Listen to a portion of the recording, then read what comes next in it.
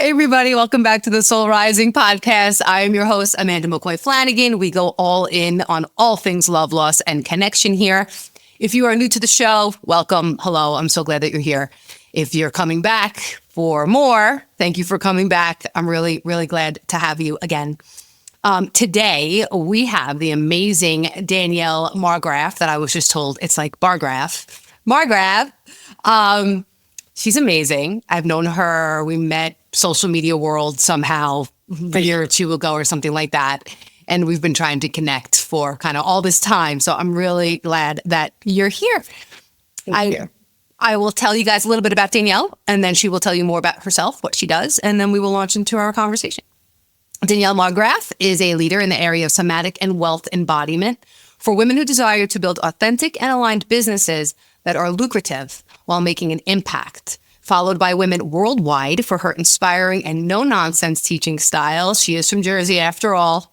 Danielle works with money combined with nervous system coach training for women using somatic, energetic, and mindset work to literally rewire your body for more freedom, fulfillment, and feminine financial flow. A lot of F's there, and I want all of those things. Yeah, exactly. She's an activator for women to be wealthy and worthy, banishing shame, unworthiness, and not enough from their body systems while growing lucrative, soul-enriching businesses, as well as understanding that their bank accounts and their lives are a reflection of their body patterns. And we'll get more into that. Danielle has been featured in BuzzFeed, once alongside Brene Brown, as one of the people to watch in 2024, and for her popular podcast, Embodied Millions, featured alongside Gabby Bernstein. Danielle is an executive writer for Best Holistic Life magazine and has been featured as their cover girl twice in May of 2021 and November of 2024. And her book, so exciting, Embodied Millions, will be published this September. Fantastic. Danielle, welcome to the show. Tell us a little bit more about yourself and what you do, why you do it. Yeah. So, I think with every journey, there's like this trauma story, right? I don't know that any of us have been or have escaped trauma in one way or another. Yeah. Essentially, I've been in the industry 15 years. Did lots of money work, mindset work, manifestation work. I have a master's degree. I did everything I was supposed to do. And I found myself in the middle of a divorce with 2 babies. And so I kept trying to figure out why couldn't I make money or make it stick or what was happening. And divorce was never in the cards for me. I grew up, well, now I'm a recovering Catholic, but I grew up Catholic, right? Like you married for life, right? There's these rules. Yes. And I just one day looked at my kids who were playing. They're 1 and 2. And I thought, there is something going on here that I don't quite understand it. I don't know what's actually happening because logically it made no sense, but it ends with me, like whatever this is. Yeah. And that really was sort of the start of my journey in trying to really discover what was going on that was causing what I felt like this attraction of poverty and scarcity and bad relationships and feeling unworthy and feeling a lot of shame, which I knew had been part of my own childhood trauma, right? That was all. So, and I remember thinking, and I had no money, and I remember saying like this prayer, and I feel like we've all said this prayer at some point, like, if you help me make money, I will teach others how to do it. Teach me how to do it. Yeah. I will teach others how to do it. Yeah. And I committed, and here we are. That's amazing. So the 3 words that are coming to me, I don't know if I just read it in your bio, but conscious wealth creator. Have you called yourself that in the past? Is that what you consider yourself? Well, we have a free Facebook group called Conscious Women Creating Wealth. Okay, that's probably where it came from. Nothing's ever original. I see things and then I say them later and I'm like, oh, that's so great. Meanwhile, it comes from somewhere. Anyway, how do you do that? how can women do that? Like if women, like if women work with you, when you work with your clients and in your groups and you got a lot going on, I want you to tell everybody about this app you're creating and all that. What do you do? I mean, can you give us like a high level, or you can get nitty gritty if you want. What do you do with them? Well, essentially what I discovered through all my years of, self-exploration and then moving into the coaching industry. And I'd already been a healer, energy worker, yoga instructor for many years. Okay. So, but when I was really hitting up against that, affirmations weren't working. Trying to force myself to think positive wasn't working. The manifestation stuff wasn't working. Or it would work for a minute or a little, but not enough for me to get out of my situation, out of poverty, out of scarcity, out of insecurity, financial insecurity. To the point where I thought, how I sort of went about this, which I do not recommend to anyone, but I use myself as a guinea pig. And I thought, well, if I can access this internal power that manifestation talks about, right? That we all have this power within us and around us. Mindset work talks about it. If I could figure out and hack this, then I can teach this to anybody because I will be the proof. Yes.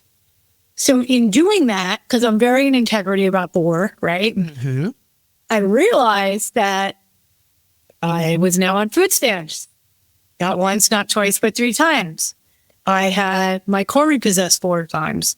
I found at the really low of the low was homeless, and I realized I've done everything that mindset tells you to do, that manifestation tells you to do. Mm-hmm. And I still was spiraling. So what was I missing? So there was this point when at the time I had a energy medicine practice in this very affluent town by the water. And I was homeless and I had sent my kids 2.5 hours away to go with my parents just so I could get a breather. I still had clients coming in. They had no idea what was going on. Uh-huh. And it turned out that I was sleeping on my massage table because I had so much shame. I could not accept help from friends who were like, come sleep on our couch or come, take our spare room. And it was embarrassing, shameful. So I punished myself by sleeping on the massage table, table. And it turned out that in the middle of this spiral, this shame spiral, because I've done a lot of studying Neville Goddard and Napoleon Hill and all of that. Mm-hmm. And there's a line in Think and Grow Rich, there's a quote, and it's, your opportunities, and don't quote me, but your opportunities come in the time of temporary misfortune and defeat. Mm-hmm. That's where opportunities come from. Yep. See, I think we think opportunities come from this flashing neon sign that says, go this way. This is your purpose. This is the direction. But that's not where it comes from. And I literally heard that voice and I thought, oh my gosh, there is an opportunity in this and I need to figure it out. I literally just got chills everywhere. And I got it from the massage table. I got on my computer, my laptop, and I don't even remember what I plugged into Google. And what came up was nervous system work and trauma work. And this idea of being in fight, flight, or freeze or fawning and what happens to your nervous system in trauma. And I thought, oh my God, this is it. No one has ever talked to me about this. Not a therapist, not a coach. Nobody has talked to me about this. And I thought, oh my God, I need to explore this. It literally was in my bones, in my cells.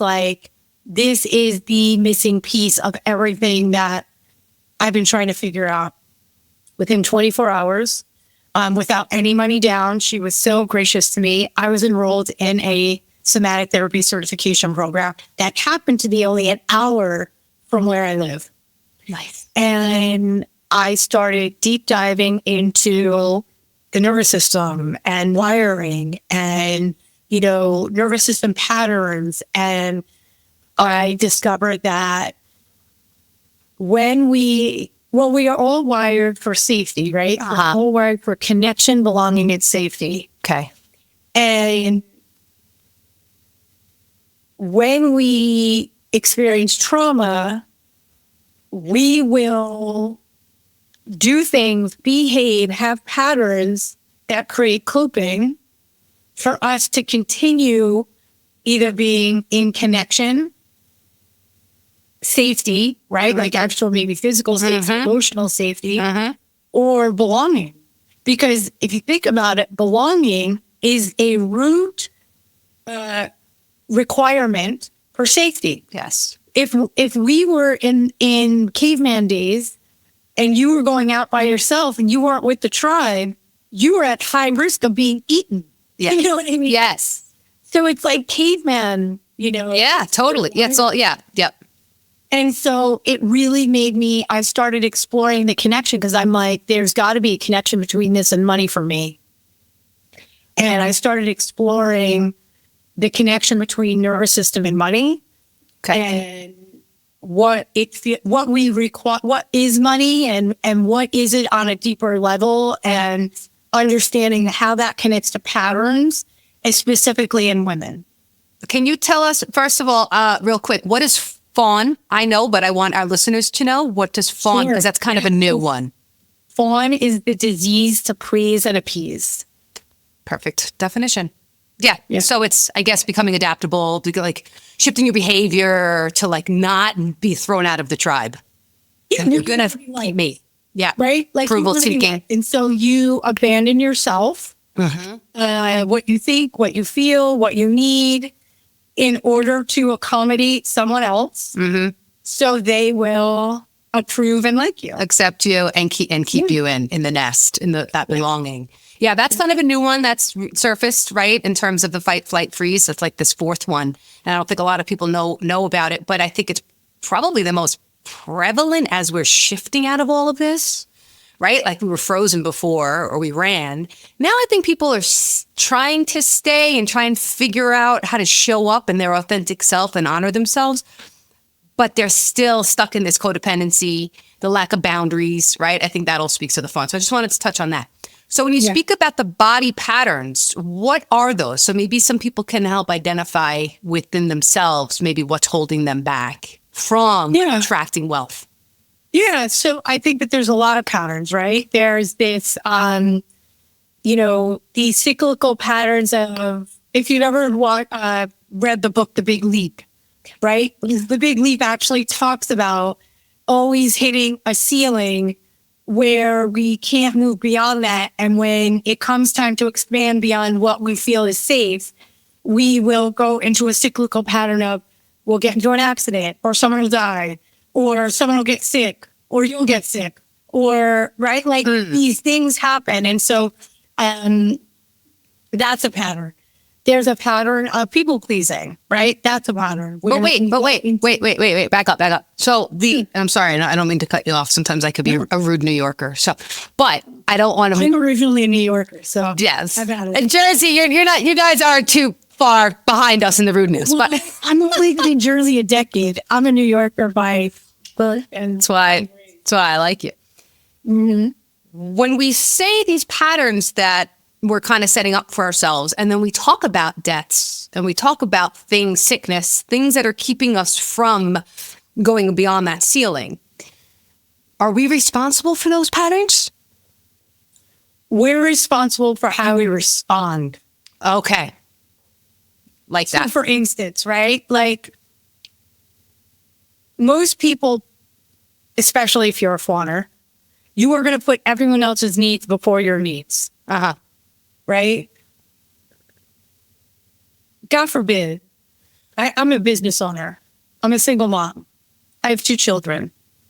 If someone in my family close to me passed, right, I either have to have things in place so things can keep running, or I have to take a little bit of time to tend to my heart and to my grief. But does that make me stop in the other parts of my life. Right? Yeah. And Well, so- having space for all of it, I guess creating space to, Well, and what makes you stop is the question.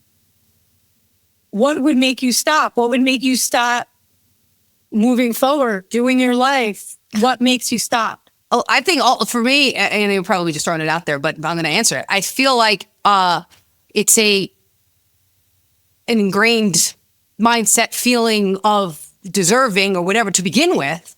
And that's almost like a reason or an excuse. Like it was already in me. Like if I'm going to stop, like I'm either stopping or I'm not. Like that's just who I am. Like the resilience, all that. And you can grow that, definitely. But like if those things happen, it's almost like, okay, well now I have a reason to stop versus when really maybe it was something that I was always seeking to stop, that I was always in fear. It's always fear, right? It always goes back to fear of achieving too much and, growing too much. And I actually turned this around. I wanted to show you this. I love this.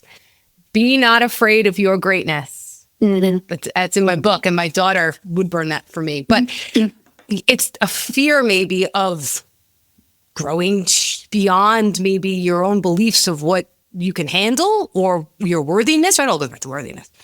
So I would think it's already in me if I'm going to stop. If something happens, maybe I take a break, right? Like you said, and you grieve. Well, it's what I think you're referring to is your capacity. Okay, that's a simple word. Yeah, sum it up. Yeah. We each have our own capacity, right? So you might have a desire to be wealthy, or desire to be great, or desire to be big, or desire to be an influencer, or desire to be a New York Times bestseller, or whatever your desire is. But might not have a capacity to hold that. Yeah. Yeah. So when that thing happens, it's like, okay, I drop back. Because it was never in you to begin. It never in you to begin with. Is that correct? Well, the desire was there, but the capacity might not be there. And when we talk about capacity, we're actually talking about the physical body. We're talking about your nervous system having the capacity to expand in that way. Yes. I actually just did a video before I came on here talking about how when we want to talk about being aligned for wealth or success or satisfaction or fulfillment, a lot of times it is about learning to adapt and expand to that goodness. And for most people who live in a cycle or a pattern of fear or self-abandonment or that fallen response or that fight or flight hypervigilance, that actually, as much as that sucks, right, to live like that, Yeah. it is more comfortable. It is more of an ingrained pattern where this other stuff feels terrifying. Yeah. And so a lot of times we will keep looping in what we don't want and go, how do I get off this crazy train? I want that. Why am I not just doing the thing or, taking the time to do that or grow that or be that? But it's because there's this subconscious nervous system loop and pattern that keeps you in that paradigm. A lot of people use that word paradigm. Well, a paradigm actually lives. So paradigm came to me in mindset work. I think a lot of people know paradigm as mindset. Okay. Well, the mind lives in the body, but the paradigm lives in the central nervous system. Okay. It doesn't live in your brain necessarily. It lives in your nervous system. You need to feel different. I know we're going like crazy here. Like, No, it's good. It's good. Okay. Let's do it. I'm like, Deep. Let's do it. I know. So it's like your subconscious is your feeling mind. Okay. In order for you to change a paradigm, you need to be in your subconscious in the feeling mind. You can't be in the conscious thinking mind. Okay. Which is why a lot of times mindset work, just the way it's taught, a lot of times just sort of scrapes the surface. Yes. Yep. It's like you get a perspective shift. You're like, oh, yeah. It's helpful. Yeah, it's helpful, but it's not. Changing the actual underlying Yes. Yes. that are causing the behavior It's in the body. or the results. It's in the body. Like you said, the mind is in the body. So when we hit that sort of ceiling or that thing, that major catastrophe, that tragedy, whatever happens, and it sets us back, Do we need to now, like you said, adapt and expand? Adapt, expand, grow the capacity? Is it calling on us to stretch? Like, okay, that was my capacity for whatever situations and circumstances were in my life at the time. Now things are different. Now, right, that's like survival of the fittest. It feels like back to caveman times. Now I have to grow that capacity in order to encompass inside of me the space for that healing that I have to do, whatever trauma it's bringing up. I have to do that while maintaining this wealth building or this maintaining this desire or belief that I deserve all of that goodness. What would you say about that? Yeah, so here's what I believe, because I'm not a big fan of like, I mean, I'm a wordy. Like some people are foodies. Like so people typically want to transform. They want transformation. Yeah. The word transformation means to change form. Yeah. If we want to change form, we take how we're organized, which is perfect. You're not wrong. You're not bad. I don't believe you're necessarily set back. Okay. You are wired for to be here. Exactly what you needed to do to be exactly here. Nothing's wrong with anybody.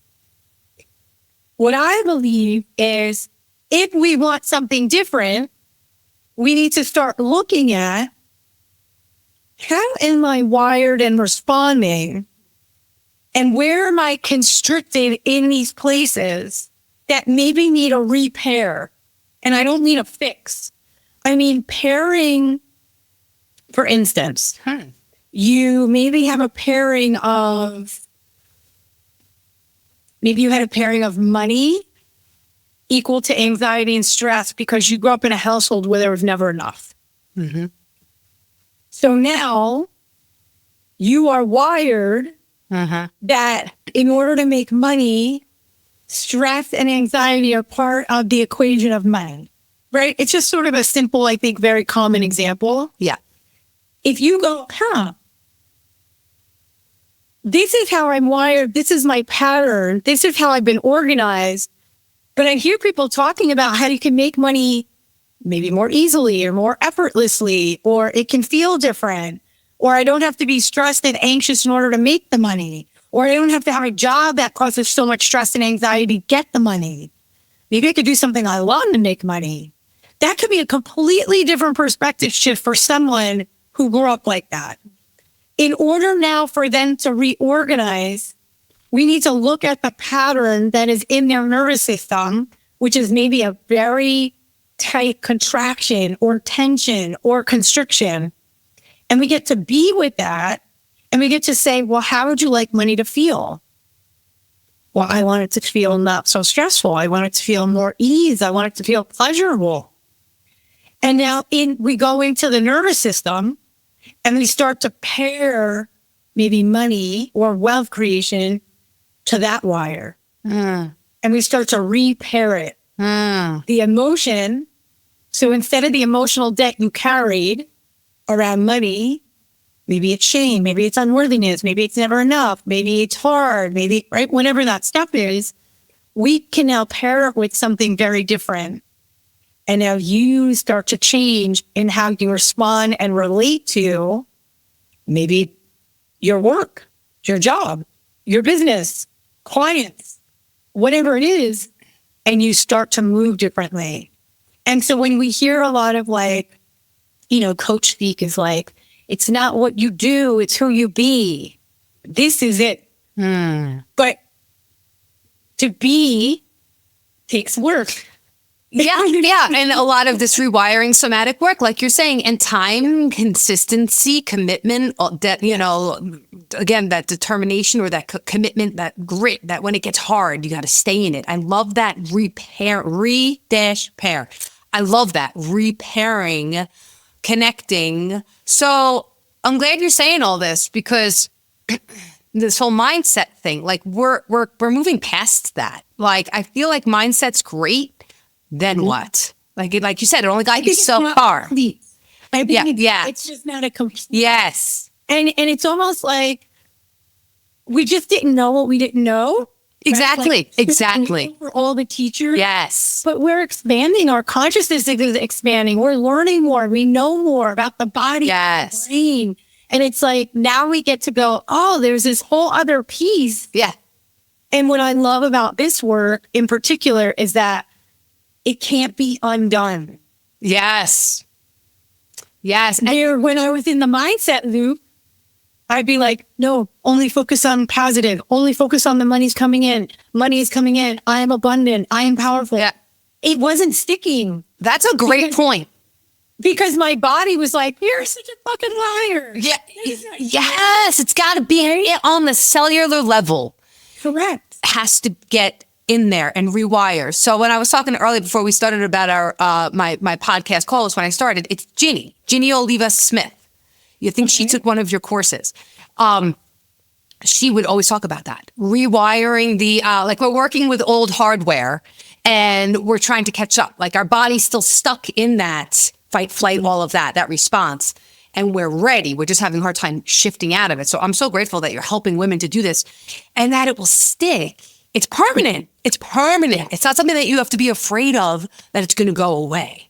Like, yeah, we keep growing, we keep expanding and transforming, and it's never over, right? There's no summit. I always say there's no summit of personal development or wellness or whatever, but like you get to, and it stays, and then you grow, and then it stays. So you're constantly evolving in an upward, more free motion instead of then taking 3 steps back. You know, like you might take a step back, you know, life happens. Sometimes shit happens. Sometimes we fall into funks, we fall into depressions. Hormones, and a lot of the women that listen are in their 40s and 50s, like something you got to seek some treatment for that, you know. But I love this because it's something that's lasting. It's last. You don't have to be afraid that it's going to go away. Once you reach it, it's there, and it's there. It's done. Yeah. And, you know, just to speak to the hierarchy of what you were saying, like the summit or we're getting there or whatever, there's also no necessarily route. You know, I think a lot of times we're like, let's get to the root of it.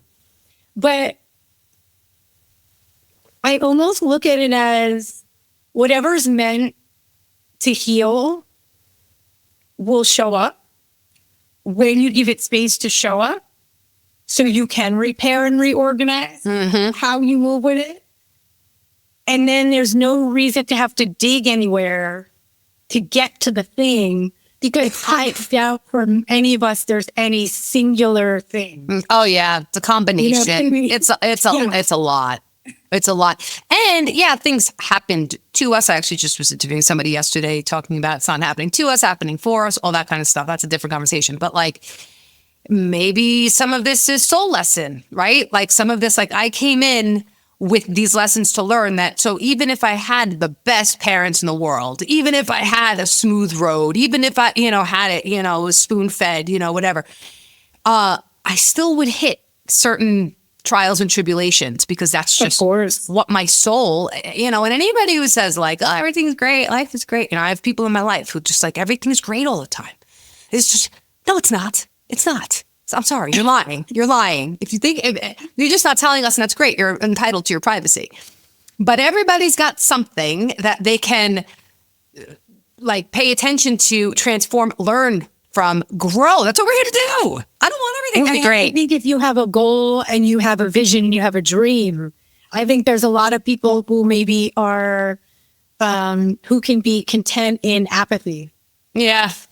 Yes, if you want to stretch, if you want to push yourself, you're going to... Stretching and growing, there's no lessons to be learned. You're going to encounter struggle, exactly. And the struggle is where the lessons, the opportunities for that growth, like you were talking about, like you hit that bottom and you were like, this is an opportunity for me. This is something, instead of looking at it as like, shit, I'm done. I'm down. Yeah. You were like, no. It was definitely a paradigm shift. Yeah. And do you feel like that was a divine intervention, like a spiritual thing? Or where do you think that came from? Yeah. I mean, I think that, you know, I always believe spirit's moving through me and working for me, right? Like I believe I'm just a conduit and a channel. I believe the more we become aware of our own thoughts and consciousness, the more we can grab those things, right? I think if it hadn't been for all the work that I had done, when that quote sort of came in and shot me like a lightning bolt, I wouldn't have even noticed it. Yeah. Yeah. And I think because I had that history of learning all of that and being that world, I was like, so Yeah. I always think spirit's involved. That's a really great point in terms of like peeling layers to expose other things to kind of be ready. I mean, some of these things are, like you said, hard hitting, slap across the face. I don't know if we're ever really ready for these big, huge shifts. I mean, they're scary as hell. A lot of us do it anyway, right? But I can't, like when I had my last emotional bottom in sobriety, well, to date, there may be more on the way. At 12 years sober, I was shocked that I had been 12 years sober and I had been in therapy and I was self-reflecting and I felt like I was pretty conscious of my shortcomings and my thinking patterns and all that. And so I was like, how the hell did this happen? Like, why didn't I see this, And two things. I was, the experience had to happen of my brother's death. And I believe he's working on the other side to wake me up and help me heal and break the cycle, generational dysfunction, all that stuff. So his death kind of was the catalyst. But I was at a point where I had done enough work to peel back certain layers that I could now see it differently, right? Like I couldn't see the stuff that came up and be willing to explore more because I had explored other things and I got through and I was better for it, wiser for it, more authentic for it. That I knew that if I went through this anxiety-producing catastrophe that felt like to me like a soul mission, but a soul crushing first, like it was crazy. I knew if I stayed and worked through it, that I would get another reward in terms of the growth aspect. So I think, to your point, we have to go through certain things in order to ready us, prepare us, however you want to look at it, set us up for then this new awareness. You have to be along a certain journey to get these real deep, deep awarenesses. But I don't think anybody who comes to you or comes to me has to be like these wisdom gurus. That's not what I'm saying at all. You could be totally newbie to this. This could be all new. But you're going to see more and more and more as you keep going, right? It's just going to become more the depth of the substance and your willingness to really go through the hard stuff. Because some of the stuff you're talking about is not easy for these women. No, I don't know that any of it's easy necessarily. I do believe that the women who, at least who I attract and are drawn to this work, right, in this lifetime, they are privileged to know that they are on a soul journey. Yes. They are soul-led, right? I don't know that we all are. I mean, I do believe that we're all here in that way, but I don't know that, some people are privileged to have that awareness in this life. The awakening. Yeah, the awakening. Not everybody's going to be awakened. No. And I think it's just, it's just where people are and where they're at and how they're meant to evolve now. Yeah, so they can start peeling layers wherever they are. You don't have to have any certain amount of growth. But the more you stick around, the more work you do, the more impactful. Like, I share like in my recovery meetings, like the other day, I said something like, it gets worse, people. You stick around long enough and then it gets better. Well, it's funny that you say that. When I was 23, I'm 50, I'll be 51 next month. But so it was a minute. I was in this group therapy from my childhood trauma. And I was, trying to figure it out. And I was in this group therapy and she was great. And I went in and I said, when is it over? When do I get there? I was so naive. And she said, oh, Danielle, I don't know how to tell you this. But like, it's never over. Like, this is it. Like, that trauma had opened up a can of worms where I kept thinking, if I could just figure out how to fix this, I can go back to who I was pre-trauma. And the truth is, you never go back to pre. Yeah. It is just a constant evolution and healing. And we're not supposed to, right? Like, I believe everything happened to me for a reason. A lot of people don't like that, but that's what I believe. That for you, right? For me. Yes, exactly. that's the reason, is for me to then learn the lesson and grow and become more loving and kind and compassionate and all this kind of stuff.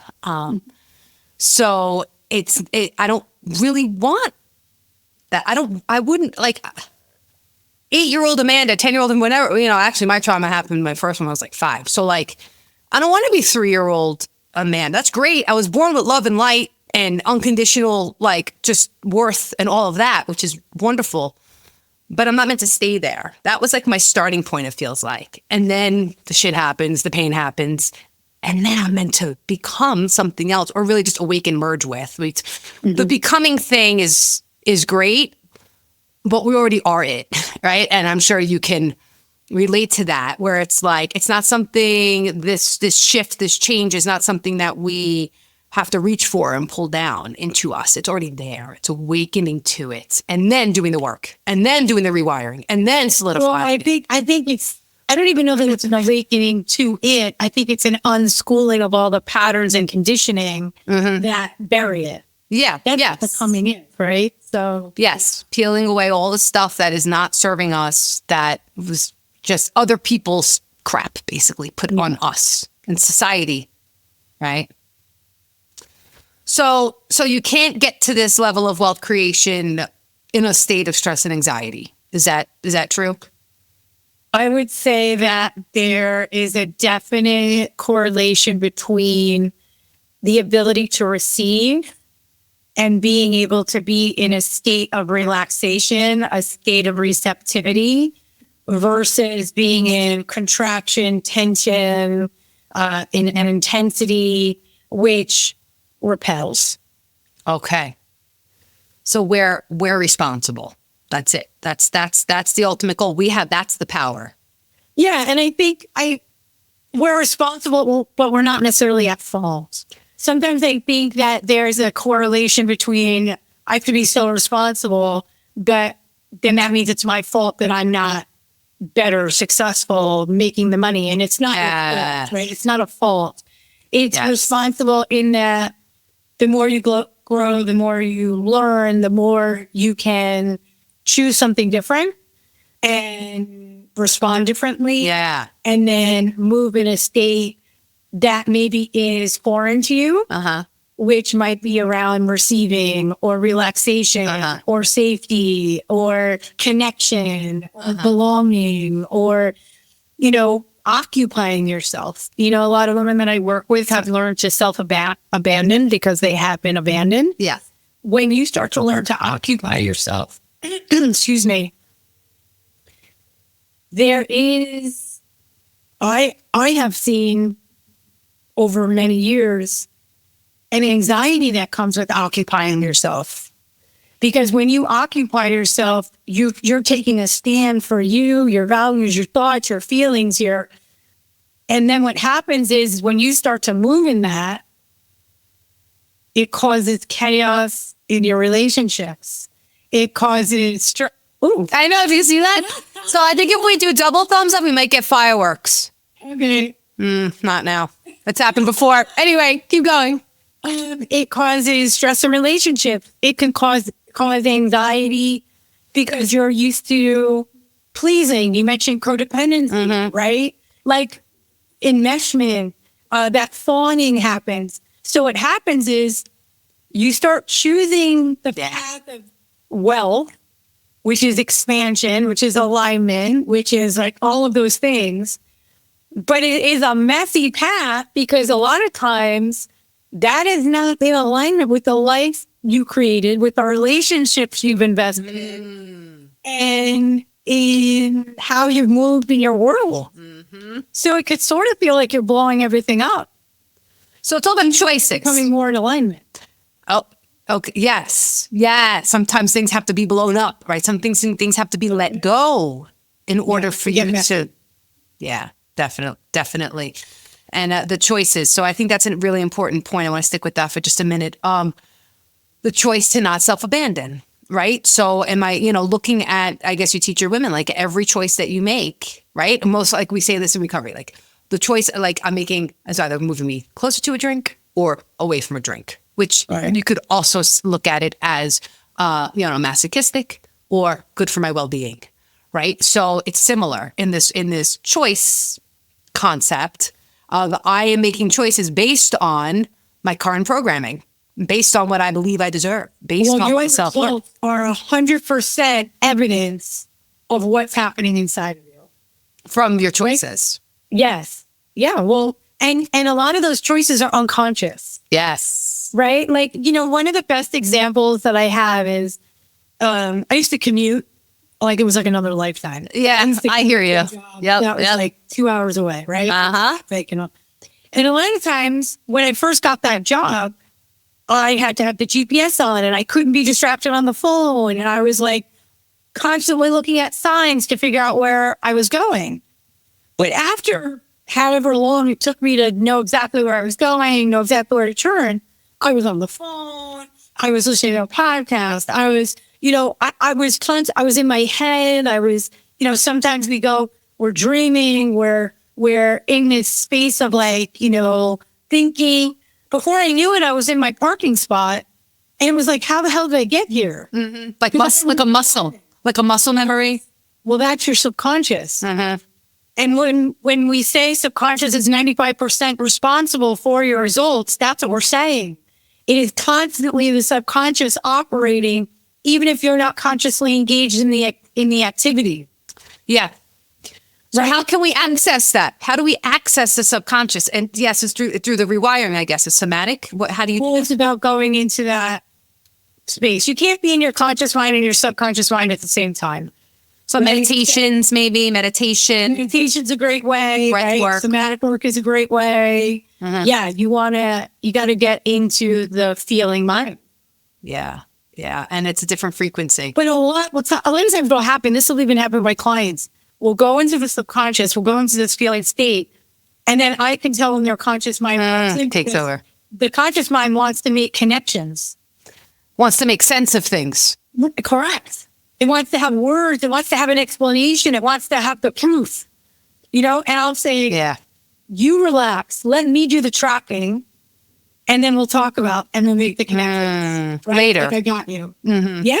Make the connections later. Because the longer you stay in that, probably a higher frequency state, I would guess, the more like you are making connections and there is awareness there, but it's not totally logic or conscious. It's there. It's there. It's still happening. Your body speaks in sensation. Your body speaks in feelings, emotions. Your body speaks in visions. It's a completely different language. So as soon as your mind comes in to be conscious, to make sense of it, you are no longer in that state. So trusting. You can't be in both. So I guess it comes down, does it come down to trusting that when you come out of that state, things are going to still be there. Like it doesn't just like disappear, like, and you're going to forget everything because then you need to take that information and do something with it. No, because your body imprints that feeling. So you don't even need to like journal about it afterward or do whatever you want with it. Right? But it's not like a tried and true, like you have to journal after to imprint it. Okay. Your body, it has so much wisdom. Already there. It's already there. So you don't need to make sense of it after. You don't need to make sense of it. You don't necessarily have to. A lot of times there's not words for it. Yeah, this is true. That's awesome. You're so amazing, Danielle. Oh my God. You ladies should be running to her. Oh my God. You're so great. You're so great. I appreciate that. So tell us about this app you're starting. I want women to check that out. It's not an app. So I'm starting an app. What is it? I'm starting a membership within. So there is a platform called Circle. Okay. And within there, I see. A membership. Got it. Called the Embodied Woman. And a lot of that is what we've created in there is it's for women only. It is to support them somatically, in embodiment, in being able to drop in deep connection with, and a safe space where everyone belongs. You come as you are. You learn, you grow. There's classes, there's ritual, there's practices, there's lots of stuff. And it's typically for women who are entrepreneurs in the spiritual realm, entrepreneur, healers, light workers, transformation people, women in transformational space, and they want to make more money, but in an aligned way, and it's somatically driven. And I'm going to be a beta tester. I'm so excited. Thank you for asking me. This is going to be great. Yeah, it's going to be great. Now, before we tell everybody where to find you, to track you down, tell us a little bit about your book. Okay. So Embodied Millions was a book that I've been working on for over 4 years. It wasn't called that when I first started, but I have a podcast called Embodied Millions. And everyone was like, I love that name, and I love that name, and I love that name. And really the idea is, it is about how do we work with embodiment in order to be on this path to create more fulfillment, more satisfaction, more money, more wealth. And I believe we do that by distilling our own medicine. I believe we're all here with a medicine that we have to share. And I believe distilling that is how we become in the most powerful alignment to our expression, to our work, to what we have to share. And so this book is all of that. Can you explain what you mean by distilling? Can you give us another definition of that? Yeah, so the opposite of distilling anything is dilution. I believe so I've been in the digital space for 15 years. I've been in healing arts for 25 years, but in the online world for about 15 in coaching. And you maybe noticed, right? The more information that we get, the more diluted it becomes. Yeah. Right? The message becomes diluted. Yeah. What people say becomes diluted. We're starting to hear the same thing over and over and over again, right? It's diluted. Distilling is about taking like that medicine, that like the most important parts of your work, applying it to yourself and really getting so crystal clear in your message, in your positioning, in your expression, in how you're showing up, in your core teachings. And I believe when you do that, you will stand out and your women will find you or your men will find you. And that is the work. Yeah, it feels to me just like distilling down to your true self, your true spirit. Just not even figuring out, just feeling into, understanding on some level and making sense of like, who am I? And what am I here to do? Like, right? So simple. Understanding your mission. It sounds simple. It's hard for a lot of people. It just, from personally, it just takes time, right? And I still have a ways to go. Like we said, it's never over. But it's a time of, I've been self-reflecting, looking at myself and doing this kind of spiritual work, but not really until I've been doing it for like almost 19 years, but not really only for like the last 10 years did I really get honest with myself and really seek a connection with something greater and really welcome it and embrace it and all that. So it does take time, but that's really awesome. You are so inspirational. You are so empowering, and you have such a wonderful way about you of making people feel even when they're wrong or not wrong, but even when they're maybe misunderstanding something, your way of course correcting is very graceful and not off-putting. You're very warm and welcoming and inviting. So I'm grateful to have you. So where can people find you? Well, I'm Danielle Marggraf, 2 G's, 1 F in my last name. You could find me on everywhere with that. My website is that. My Instagram is that. You can come into my free Facebook group called Conscious Women Creating Wealth. If that's your jam. And then, can I invite? Yeah. Today? Okay. Yes. So we are doing around everything that we talked about today. We're doing a 2-day retreat. It's called 6-Figure Frequency. It is all about rewiring yourself for wealth. And we are going to take a somatic perspective, an energetic perspective, and really dig into what you're wired for currently and what your somatic baseline is. And then we are going to expand that. And so that way you are going to leave feeling the difference, right? Not just a bunch of information. So we do have a promo code. It's $197, but not for you. we have a promo code that is 6FF7. So you will be able to get it for $7. If that's your jam. If that's something that you want to do. The number 6 FN Frank 7. Yeah. And where do we sign up for that? I will grab you the link. You'll get the link. I'll put it in the description. That is so generous of you. And when is that? When is it? That is March 20th and 21st. We are moving into spring. It's the spring solstice. It's also I'm an Aries. We're going into Aries month. Yeah. So, we're going to literally jump into spring, rewiring, creating a completely different feeling and relating differently to our wealth, to our money, to ourselves, to our offers, to our own medicine, to our message, to all of it. Now, can I jump in and out of that? Is it just something I can log in to certain ones? Because I have stuff going on. I want to go, but I have stuff going on the 20th. So we will record it for anyone that's registering. Oh, okay. It's obviously most potent when you come live. Yeah. But you will have lifetime access to it. Fantastic, Danielle. Thank you so much. What a gift. What a gift you are. Thanks for having me. Yeah, totally. All right, sweetie. I'll talk to you soon. Okay. Okay, bye.